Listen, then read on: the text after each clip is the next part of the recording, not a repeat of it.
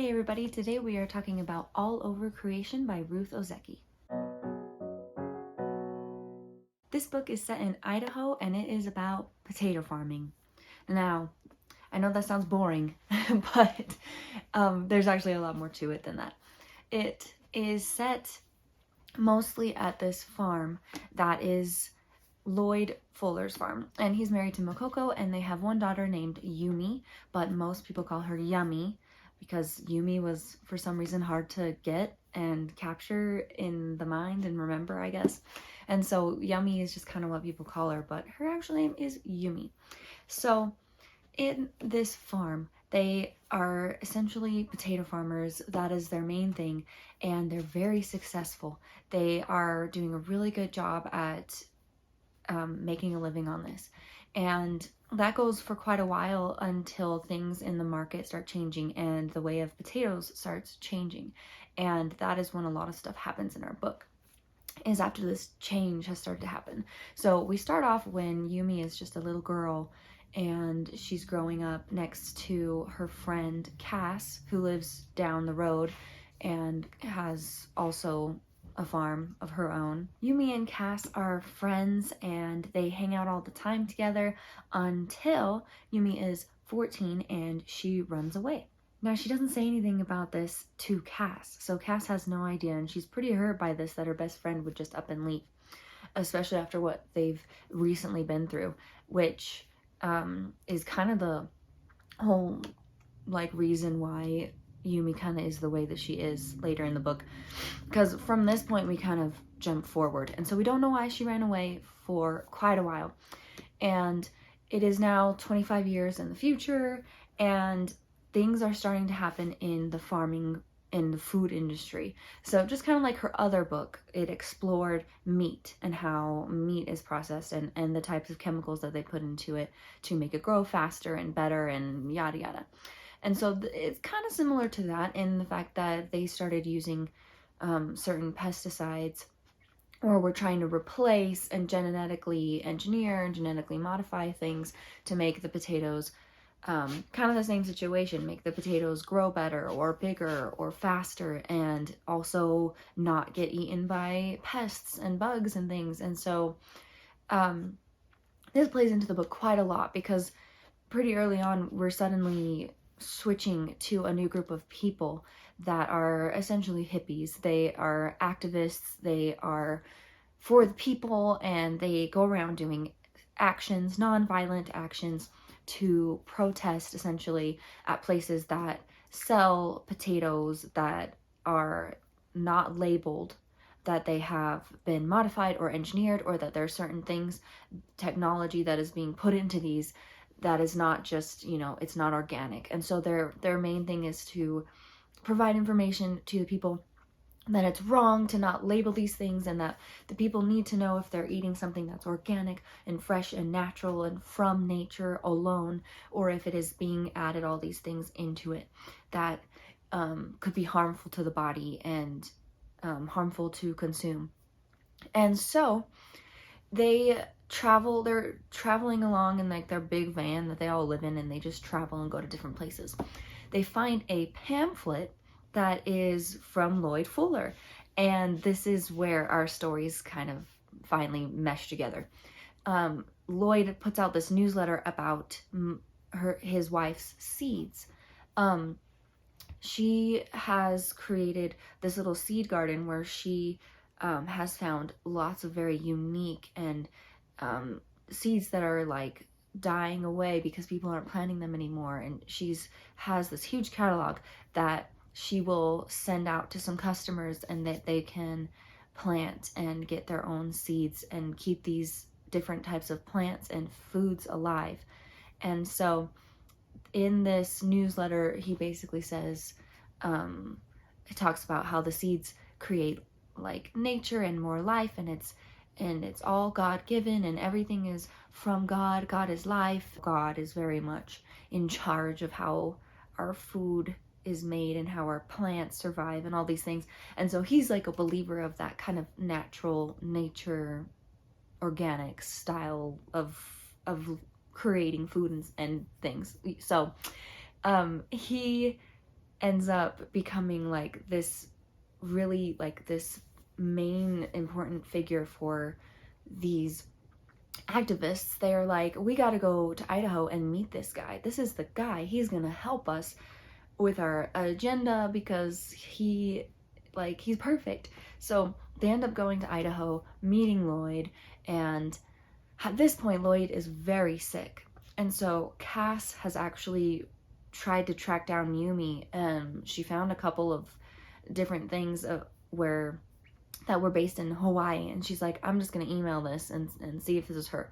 Emails her, explains that her dad's really sick and her mom's not doing well either. She's starting to have a hard time with her memory, and so she says, like, I really think she needs to come home.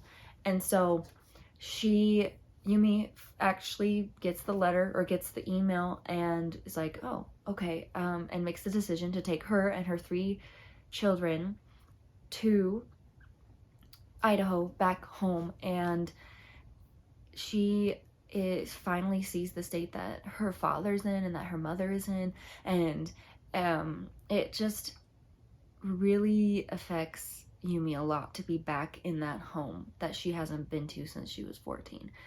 And Yumi is written in a way that I think she's a very unlikable character. Like, she is just it just seems like she's in the wrong place for a lot of things mentally. She just is not prepared to handle the state of her father, still has issues about him, loving him versus hating him for everything that happened that caused her to run away.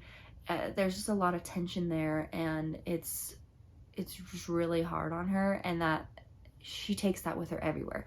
She puts it into her parenting, where she just doesn't seem like she's fit to be a very good mother. She just, all the kids are from like different fathers, and she's just like mostly taking care of them on her own. And Cass, on the other hand, is having a hard time having her own children and making her own family, and just is really, envious of the fact that Yumi has 3 and doesn't seem to care about them the way that she should.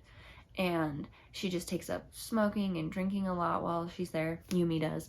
And Cass tries to be a supporting friend, but at the same time is just having a really hard time with seeing the way that Yumi is handling all this. And then when the seeds come, the activists, come and they show up and they start saying all these things about how they really think Lloyd is amazing and they want to help out. They actually start helping around the farm and pulling a lot of weight around there, and it's really helpful for Yumi.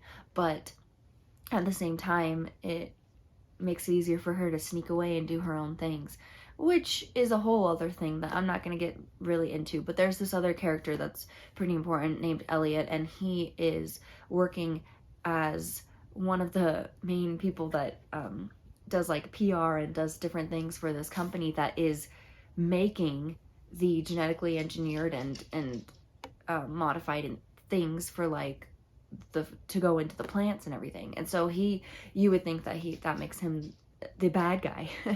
And so, but he is someone that's also from Yumi's past. And so when he starts to come into the picture more, it makes things even worse. And so it makes Yumi even more like unlikable, where you're just like, everything she does, and there's certain things that she says that you're just like, how can you even say that? And it just makes you think, this girl needs like to sort out her priorities, because she's just not handling things in a very good way or a healthy way. And it makes you a little upset, like the certain things that she says.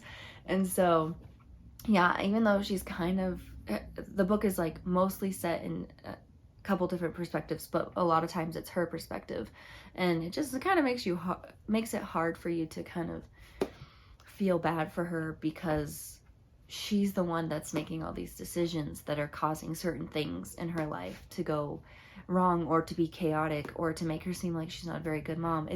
She's the one making the choices. And so it can be hard to like really be on her side sometimes. But when you finally figure out the reason why she ran away, you kind of get a little bit more of like, okay, I guess this makes sense why she would be like this. And I'm sure a lot of us know what it's like when you're away from home for a long time and then you go back home and you instantly kind of act differently because, oh, now you're at home, you're with your parents, and you kind of, in that atmosphere, you kind of start to act the way you might have when you were a child. And it's just kind of something that I feel like happens to a lot of us. I know when I'm at home, I get a little bit more relaxed and sillier, and I don't act exactly the same way as I do in my own home.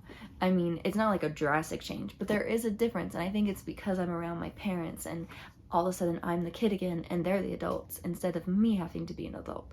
And so I think there is also that is affecting Yumi a lot, being just at that home with her father, who she's just had this relationship that's very, very strained, barely even there because she's been away for so long. And yeah, so there's a lot to unpack in this book, but I'm gonna leave it there so that you can unpack the rest if you'd like to know more about this book. If you find anything interesting about that, about activists coming and protesters and all that stuff, there's a lot of things that I did not touch on, so there's a lot to be discovered for you if you want to read this book. I found it really interesting, and in comparison to the other two books that I've read by her, it is still not my favorite. Tale for the Time Being is still my favorite. I don't know anything that can dethrone that. There is another book of hers that just came out recently that I'm going to be reading soon, and then I will have read 4 of her books, and then we'll see if A Tale for the Time Being is still on the top, but I feel like it's going to be, so just because I love that book so much. But this one is still really good. I can't say whether I like it more than My Year of Meats or not. They're both kind of equal. They're both similar in some ways, and so that kind of makes them on the same playing field for me. But anyways, I think I have said enough to get you either interested or disinterested. If you found anything interesting or intriguing, you can let me know in the comments. Go ahead and pick it up and read for yourself if you want to know more about Yumi and her past and the reason why she makes the choices that she makes and what happens in the end with all of this potato business. And yeah, and the ending definitely has some heartwarming and heartbreaking things all wrapped into one. Like, the ending just kind of hits you pretty quickly. You think the book might be over, and then all of a sudden it's like, oh, okay. And you have all these other things that you're like, wow, man, now I have to think about this. And so, yeah, so I do think that the ending definitely was a good ending. I think the way it ended was good. So anyways, thank you so much for watching. I appreciate you, and I'll see you in the next one. Bye.